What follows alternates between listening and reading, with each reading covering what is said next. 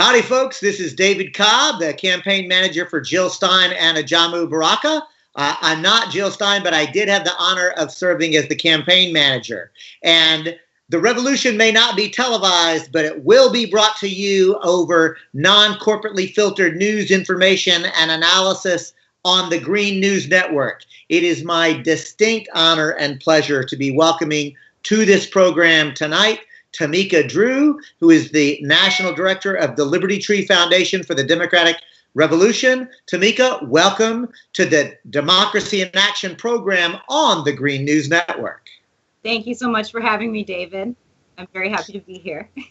So, Timeka, before we jump in, I know you've got a lot to share with us about Liberty Tree and about your political assessment of this moment, and I'm really eager to hear that. But before we do this, I always like to take a moment to find out and let the viewers find out a little bit about you. And I'll share with you, I remember meeting you several years ago at Sherry Honkala's campaign office when she was running for sheriff on a no evictions, no foreclosures, everybody stays in their home. And I remember, honestly, I thought, wow, this woman, Timeka, is smart, super intelligent, and incredibly organized. Since then, I've gotten to know more about you, but I'm curious, what brought you to that meeting itself? Why are you doing the work that you do as a social change agent? Well, I'll tell you, David, at that time in life, when you had met me, I had previously been incredibly disillusioned with politics. I had come from, in college, I was the head research intern for Dick Armey when he was the Republican majority leader. I am actually from Fort Wayne, Indiana, from a very Republican family. My grandfather was actually the tax assessor. He was the head of the Allen County Republican Club when I was growing up. So, we had very much kind of staunch conservative roots, but that were more about kind of keeping the government out of our personal business, more so than kind of some of the things we think of as Republican politics today. One of the things people don't necessarily understand about, when you come from the Midwest, at least in the 80s, everybody was a Republican where I was from. So, there were different levels to being a Republican. But, working in that office definitely taught me a lot about the way things worked, of course. It's I was very kind of stars in my eyes about the political system. I wanted to be the civil rights lawyer, get in there, make change, start running for office. And as an unpaid research intern, I was writing congressional briefs that were going on to Congress and being debated. I was answering the phone calls. I was dealing with really sleazy and slimy press secretaries and staff members, and just really getting a good dose of the Capitol and Washington, and starting to really feel like perhaps this isn't where the change really happens. Perhaps this is a kind of this bureaucratic hole that people get sucked into, that they then are kind of squandered in. And I started to feel very pigeonholed by that. And so I actually came out to Los Angeles. There were some things that happened in the middle there. I did an AmeriCorps position, learned a little bit about kind of what was going on in our education system in California. I wanted to move out of Indiana, move away from Washington, get onto the West Coast, and found myself in Los Angeles. I was going to law school for a little while, but had to medically withdraw due to a digestive disorder. And what I saw in my personal community, I was living in South Los Angeles, and I saw a lot of kind of rappers and entertainers and musicians who were incredibly socially conscious, incredibly radical, incredibly powerful, but weren't really thinking of themselves as social change agents, weren't really thinking of the power that they had, that they could harness and use to help build and change their communities. So that's kind of where I started to see my niche. I thought, well, I'm not seeing a spot where it's kind of cool to hang out, where you can do poetry, where you can do music, where you can rap, where you can have live music, where you can have a DJ, but also where the kids can come and they can learn from people who have been doing it for a long time. A place where people are challenging themselves, where they're challenging each other, but also where they're talking about what's going on in their local community, how we can kind of get together and how we can organize in a different way, not necessarily saying, the only way we can organize is if we go and vote for this particular person, or the only way we can organize is if we're, active in this flyering campaign. We were trying to think of different ways that we could build community alternatives. So that's really how I met Sherry. I was helping run an open mic called Natural High at the time. And one of our mutual friends, a person in the movement, Lee Ballinger, introduced us.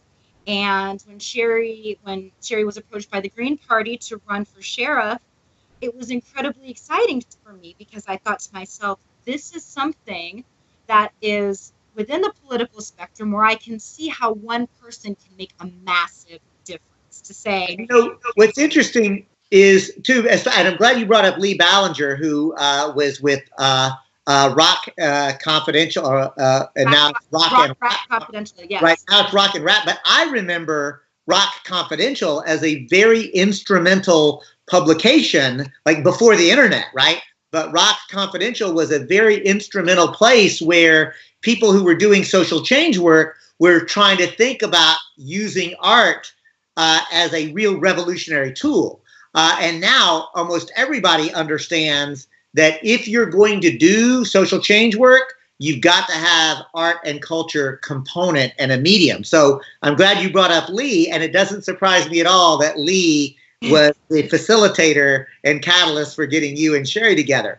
And it really makes me excited to know that somebody that I know was also somebody who brought you into that. So it's a great story. And it also reminds me that, for somebody like you who came up in a principled conservative family, Indiana conservatives are not just conservatives. They're really rock-ribbed conservatives.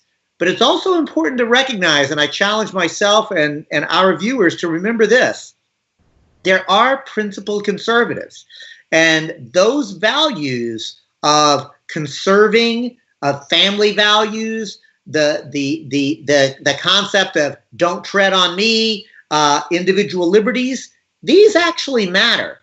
And, I am not willing to cede liberty or family values or individual freedom to the right wing at all, or to the Republican Party for that matter, right? I mean, I want to create a world that actually genuinely is one of liberty, that it really is generally one of government not intruding on us, and frankly, where family values matter. Right, and without discrimination, right? Exactly. This only is for certain people, right? That look a certain way or think a certain way, No, that's exactly right. I mean, we should fight for that, right? I really think it's really important that way. So the other thing, we're about to start opening it up for questions, so I will encourage folks to be thinking about that, because we want to open it up for dialogue. But before I do, I want you to tell us a little bit, because now I know you are the National Director of the Liberty Tree Foundation for the Democratic Revolution. Tell us what that is. That's right. Well, Liberty Tree basically is uniquely there to support the grassroots democracy movement. And that, we do that in a variety of ways. There's been many projects over Liberty Tree's 10-year history where they've been bolstering and supporting the democracy movement. This year, one of the things that we did, one of the projects that we took on, was the No More Stolen Elections campaign, which has happened for many previous elections, where we shine a light on, especially this year, voter suppression and the fact that we don't really have democratic elections in this country. And I think Liberty Tree sees itself as uniquely positioned for those folks who are really kind of ready for real system change, who are on that radical level of knowing that we need something a little different than just the status quo and what we're seeing now. So it's kind of, for the people that really want to be in their local communities, building things themselves from the bottom up. We try to do everything that we can to give them the resources and the support that we need to kind of create and help sustain that big D democracy, big M movement that we're all of. Timeka, one of the things that I really have always appreciated about Liberty Tree, and in the interest of full disclosure, I am a fellow with the Liberty Tree Foundation as well, was one of the original co-founders of the organization. It has gone through some iterations, So Timeka is now the very capable director of multiple projects that I hope we'll talk about. But I really want to underscore the name of the organization is Liberty Tree Foundation for the Democratic Revolution. I mean, literally, you are willing to use the word revolution not only in conversation, but in your organization's title. Talk about that. Well, I mean, we definitely need to be advocating for the fact that the real change that we need always comes from the people, and that is the overthrow of corrupt governments and policies. That's where we started as a country. And even though, you know, our roots were not exactly perfect, that theory, that understanding that, you know, from the masses comes the change that we need, and that change is revolutionary. It's not incremental. It's something that, you know, we have to push against in force. That's what Liberty Tree is about. The second thing that, and you're like, it's not just, it wasn't exactly right. Like, let's be clear, the rhetoric and the language of the American Revolution was inspiring and wonderful. In practice, it was fundamentally imperialistic, fundamentally racist and white supremacist, fundamentally anti-woman, right? So I'm not going to let you be casual with that, right? I'm going to actually push and say, I absolutely support and lift up the language and the rhetoric, but I also want to be clear that we never in this country have lived up to that rhetoric, right? Never. Yeah, and that's a hard, and that I believe that's a hard conversation to have. I mean, I believe that's one of the conversations within our movement that we need to feel more comfortable having, you know. That's right. We got to embrace it. So listen, questions are flying in, Timeka. So I want to let me just, Ann Finster asks, Standing Rock, they need the deadline extended. Are you doing anything to help get that done? How is Liberty Tree supporting and participating in Standing Rock? Well, we definitely support everything that's happening with Standing Rock. I'll tell you, with the Global Climate Convergence Project, which actually was my entry point into the Liberty Tree Foundation, we've always been about all the movements coming together to support each other. So one of the things that we're seeing that's going on with Standing Rock is something that we've been talking about that needed to happen for the last several years and has been happening in many ways across many different struggles, is that many different people and movements have been coming together to support what's happening in Standing Rock. And we understand it's not just about, you know, the indigenous folks in Standing Rock protecting their land and their water, but it's about all of us protecting the land and water for everyone. It's about us protecting the rights of people, of the oppressed. It's about us pushing back against police brutality. So, you know, there are many ways that all of us can be doing all of that at the same time in different ways. I think that sometimes within our movements, there's so many things that are happening. You know, there are so many different places, so many different pipelines we can be fighting against right now. So many different people we could be calling out and saying, call their offices, send them letters. But, you know, as a movement, we all have to kind of focus on what we can at different times, and we have to do, you know, what we have the capacity to do. So as far as what we've been doing to support Standing Rock, we've been consistently putting out updates, and we've been trying to support our partners who are doing a lot of work and getting that information out as well. The Civil Liberties Defense Center, Lauren Regan as their head, has been doing amazing work with the folks there on the ground in Standing Rock, doing a lot of legal advocacy, defending the pipeline defenders, and really helping to raise awareness about what can be done and what the legal ramifications of all of this are, and how we can protect ourselves and each other when we go out and do this kind of civil disobedience, whether it's at Standing Rock or all over the country, where we're going to be seeing a lot more of this pushback, because it has to happen in places more than just Standing Rock. Standing Rock has been an awesome, you know, example to lift up. So thanks for that. And I also want to let you know, Ann, that you can look back on prior programs on the Green News Network and see multiple times where we have had people, indigenous people who were at Standing Rock. We continue to use the Green News Network as a place to lift that up. So thank you for your question. Mark Anderson actually has a statement that I'd love to just get you to react to, Timeka. Mark says, wars will end when we get rid of money and live as one nation, one people, one family. Those who love money make bad decisions every time. Right now, war is profitable. No profit would mean no war. Much love to all. And so I just thought I'd invite you to react to that. Very, very true. You know, the capitalist system is definitely a huge, it is the problem that we're facing right now. The way in which we're allowing corporations to determine everything that is happening in our country. And I think it's really, you know, the bottom line, and it really gets to the root of a lot of the corruption that we're seeing, a lot of the reasons why on both sides of the aisle in government, we're having people, we don't really want to get to the bottom of what's happening, because there's corruption on both sides when it comes to corporations owning the decisions that are being made. And, you know, there are a lot of things that need to be done to limit corporations' ability to be people and to have speech, right? Including amend the Constitution. But other than that as well, we need to be holding our elected officials a lot more accountable for taking this dirty money and for, you know, allowing for money to be at the root of where people should be. Timeka, you really took us to the very next question or comment, and I want to lift up Patricia Augustine, who asks, look, we have a climate crisis on our hand, yet our protection agencies seem to have sold out.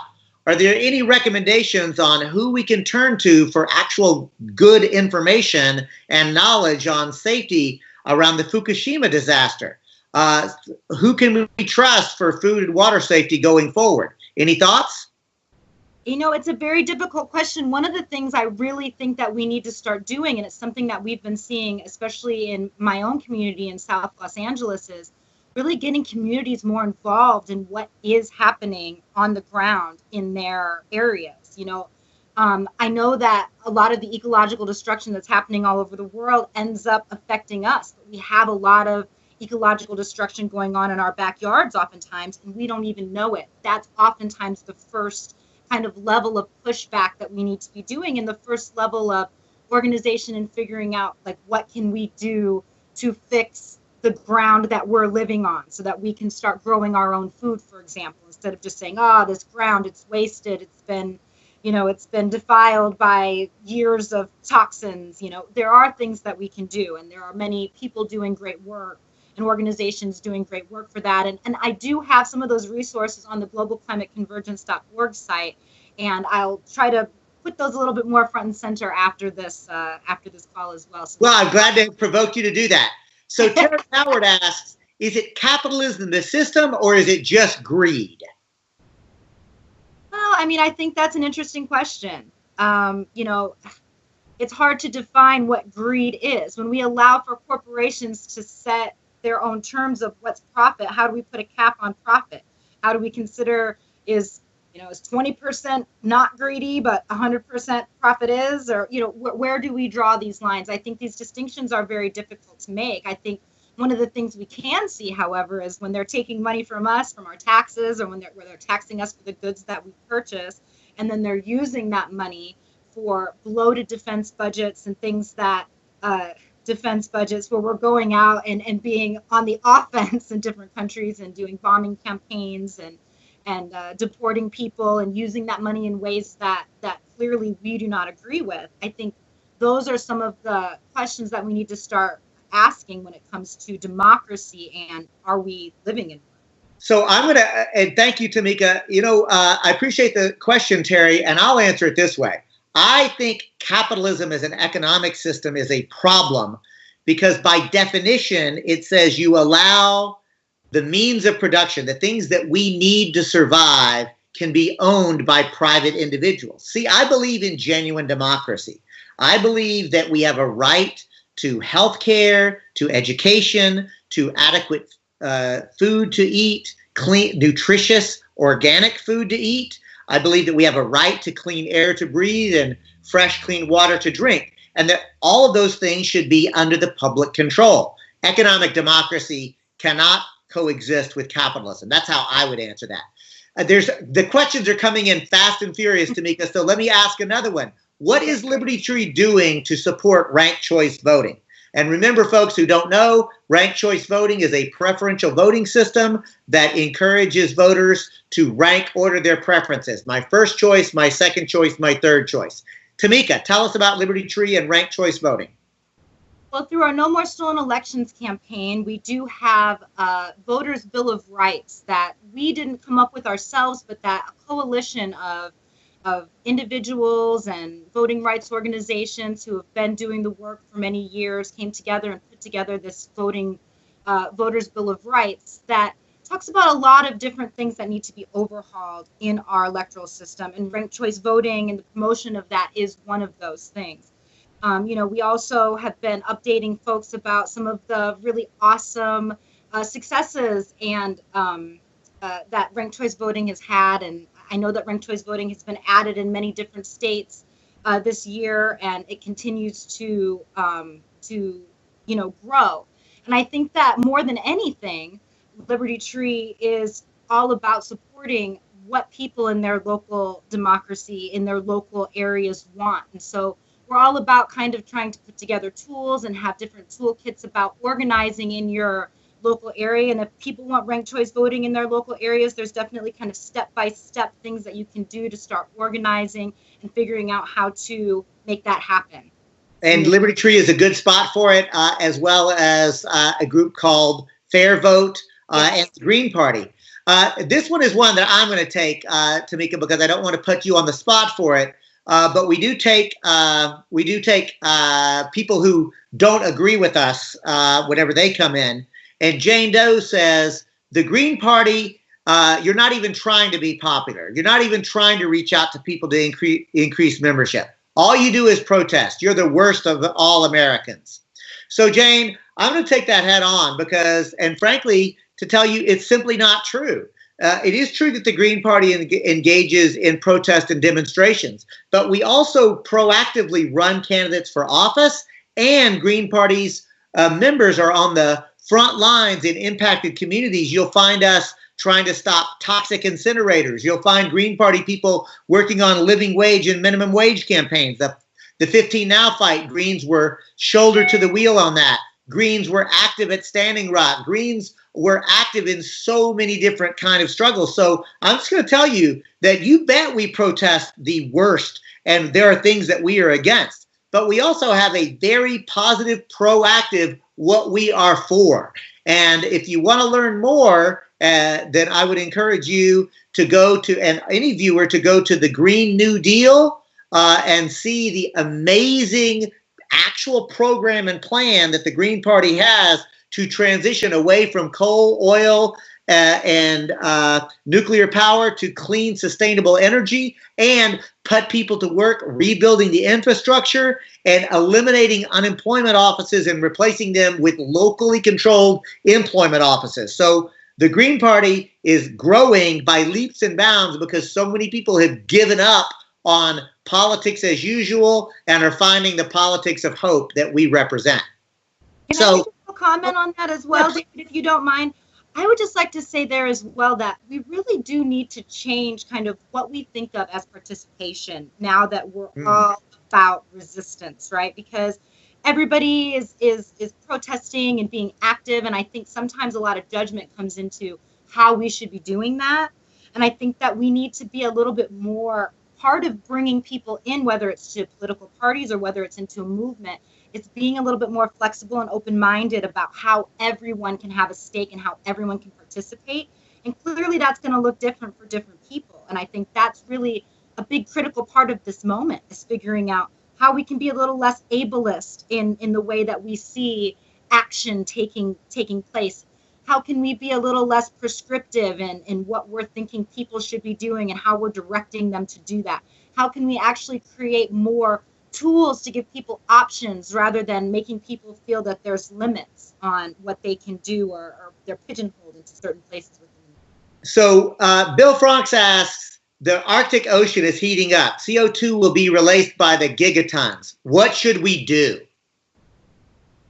Well, one of the things we definitely need to do is start moving towards better alternatives. We can't keep, and I think that this is kind of more towards when we start to talk about capitalism and and we start to talk about jobs, and we start to talk about the real changes that need to take place and the pushback that's happening, right? Because obviously, people who are working some of these jobs in these dirty industries, like the coal industry, the gas industry, they're not being greedy when they want to keep their jobs, right? They're not being greedy when they see this as, this is how I make my living right now. I can't see another way of making my living.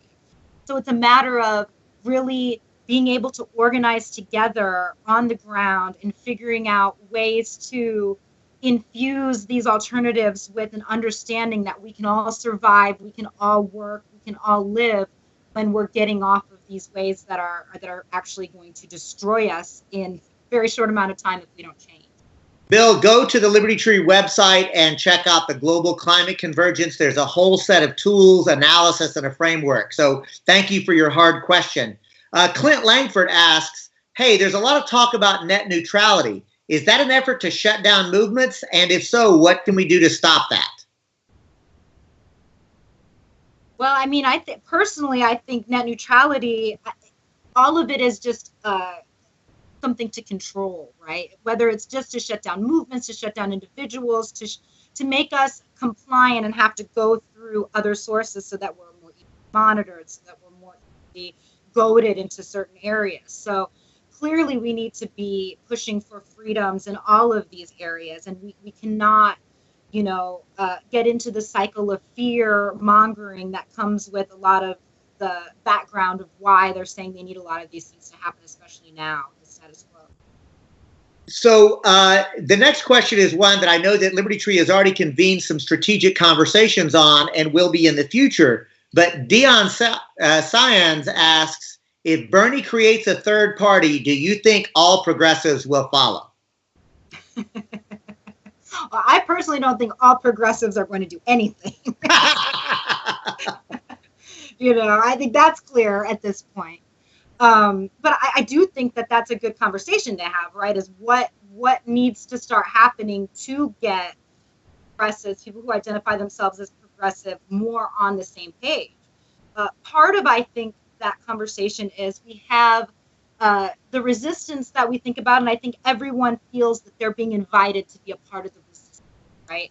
But then when we talk about the building power aspect of what needs to happen, the changes that need to be made, I don't think everyone really feels invited to that table. I think some people actually know that there are a lot of different ideas, even in the progressive left, about who should have that power, what that power should look like, how close to the status quo it should be, how many concessions we should be making to the military-industrial complex, things like that. These are real questions that need to be answered, and we do need to make some real changes in the way that we're interacting with each other as a movement for us not to be making the same mistakes, to have some of this kind of prescriptive and leaving people out building of power, because we can't leave the people behind who are helping build this resistance movement when it comes time to then take the reins and build what we need. So I really appreciate that, Timeka. And Scott Bowles says, we filled our prisons with people who have been made economically desperate. And then Matt Wendt asks, completely unknown that Scott had made that absolutely accurate statement, says, class war and global economic control is at the heart and soul of every problem in the world, including climate change. The Green Party needs to focus on the Marxist revolution in this country. Thoughts? Well, personally, and this might be an unpopular thought, I think it's really difficult to start saying, we have this system, it's terrible. Here's this other system, we're going to replace it with this one. And that's what everybody needs to get behind. I'm not personally against Marxism, but I do think that can be a hard pill to swallow when it's just everyone is supposed to just shift gears from one to another without kind of a lot of analysis and strategy in between of understanding kind of what that should look like. For example, I think it would be unfortunate to just go into an indigenous community, for example, and say, hey, we can solve all these problems that you guys are having. You guys all just become Marxists or socialists. Clearly it's not the answer there. And so using that, I think we have to kind of start in a different way of thinking about how to address those problems and to address what we're building moving forward. So, to me, Timeka, the way I think about it is this. The study of Marxism as an analytical framework is super important and helpful. But what I know is this. See, I go to pool halls and bowling alleys and have political conversation with people. And if I start dropping the lumpen proletariat, or if I start dropping, the economic antagonism associated directly with the inherent contradictions of the capitalist system, I won't have a conversation. But if I talk to ordinary people about their lived experiences and how the boss man has their boot on the neck of ordinary folks like us, then I can have, so to me, the question is, how do we have real conversation that's honest? How do we do political education around white supremacy and imperialism and capitalism and patriarchy as we're like fish swimming in the water that we don't even know about, right? So I think that, Matt asks a hard question, but to me, I'm more interested in being a serious revolutionary that wins. So I do want to say as I was afraid would happen, Timeka, this 30 minutes has flown by. I do want to say Daniel Goen says, let's build the Green Party from the bottom up. Thank you so much. Jake asks, what's the most challenging aspects of building a convergent solidarity? There were so many others that we just didn't get to. So, but we are out of time. I'm going to give you a chance. Timeka, what are your final thoughts? And if you want to integrate those last couple of things into those final thoughts, I would welcome you to do so. Well, I really love that last question because I really think that's kind of the core of where I'm at right now with my mind of what I think of when I think about movement building. And I think one of the ways we have to think about it is every time we think of a tool that we can give someone to learn more about our perspective, we have to think about something that we can take away from them to learn about their perspective as well. One of the things I see within the movement, especially people that are coming into the movement that do not have an academic background, you'll see people with an academic background saying, here are all the things that you need to read and all the videos you need to watch to get up to speed to be able to talk to me about this subject. And often, sometimes the person who has the entry point, who maybe isn't an academic, is living a frontline experience where they actually know what it is to live in a food desert, not just read about the data surrounding a food desert. And they might have something, and in that lived experience, that academic can't then go and live that experience to get that information, to get that knowledge. So we have to start understanding that people are bringing different information and education to the table, and we need it all for the movement. We can't keep kind of elevating one type of person and activist over another for us to succeed right now. This is the moment where we've got to do the opening and know that we have to be more inclusive, and that's one of the ways, is to really be willing to take as much as we're willing to give that advice on how to build ourselves up and how to build a movement. Thank you so much, folks. You've been listening to Timeka Drew, the National Director of the Liberty Tree Foundation for the Democratic Revolution. I'm David Cobb. I had the honor of managing Jill Stein and Ajamu Baraka's presidential campaign this year. I want to encourage you, if you've enjoyed this conversation, please make sure to share this. You've already obviously liked the Dr. Jill Stein Facebook page. We are morphing that into the Green News Network. I'm doing a program. Ajamu Baraka is doing a weekly program. Jill comes on twice a week on this network. So tell your friends about it. Let's build the membership. We're getting up to hundreds of thousands of people who are knowing about this. The Green Party is getting larger, stronger, and better organized because we have an analysis, but we also have a plan to talk to ordinary people about the solutions that are within our grasps. So I want to thank you very much, Timeka, for joining us. I want to thank you, the viewers, and I want to thank Michael O'Neill, the technical producer, who does all the magic and makes this technology possible. Remember, think green, be green, register green. Peace.